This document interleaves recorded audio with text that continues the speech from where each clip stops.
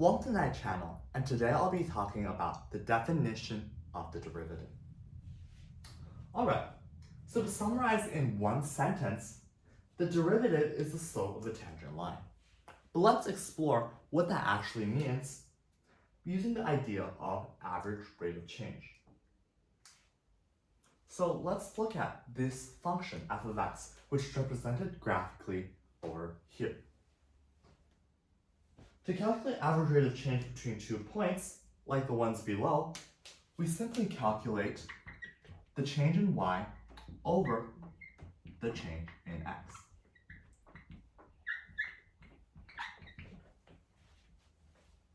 Change in y is basically f of b minus f of a, while change in x is b minus a. I'll rewrite f of a so that it's a little bit clearer. And then, if we chose to substitute b equals a plus h, we can simplify this expression to be f of a plus h minus f of a over h. Now, why did I choose to substitute b equals a plus h? You will know when we get into derivatives. And this is the algebraic way of understanding average rate of change. Another way to understand average rate of change is to connect the 2 points together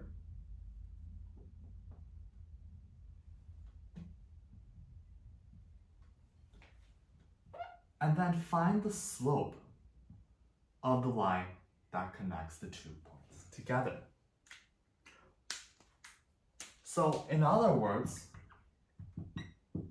average rate of change is also represented by the slope of the secant line connecting the 2 points.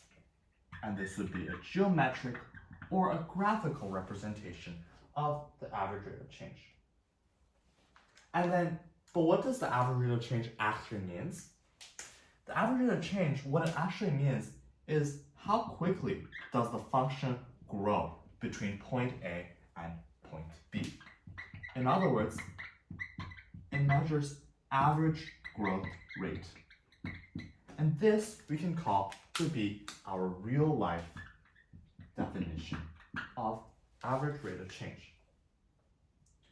But what if, instead of finding how on average the function changes from point A to B, we instead want to find how quickly a function is growing at the point x equals a instead of an average? What if we want to find how quickly the function is growing at this specific point, at the specific point of when x equals a? Now, this is where the derivative comes in. But how can we do it without calculus? What we would do is we would bring the point BFB and we would bring it infinitely close so that it is now here, right? This is our new B comma FB. Well, so such that B and A are infinitely close together and they basically coincide. And this would give us the instantaneous rate of change at x equals a. And that is what we call the derivative at x equals a. So if we bring the 2 points together, we would get instantaneous rate of change at x equals a.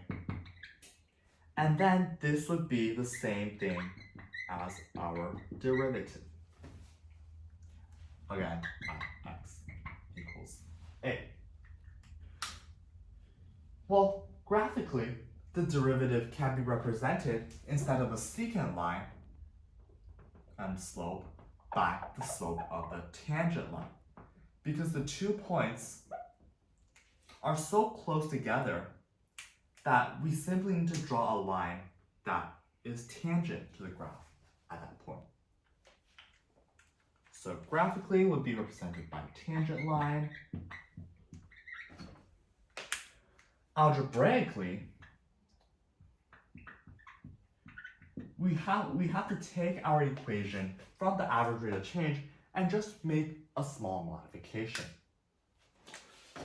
So we have this equation, f of a plus h minus f of a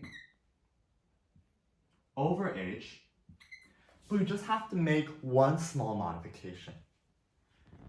In here, the difference between a plus h and a is basically 0, or it's approaching 0.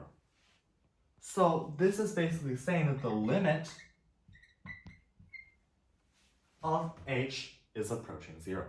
So it would be the same equation as average rate of change, but instead we would just take the limit. And this is the algebraic definition of the derivative.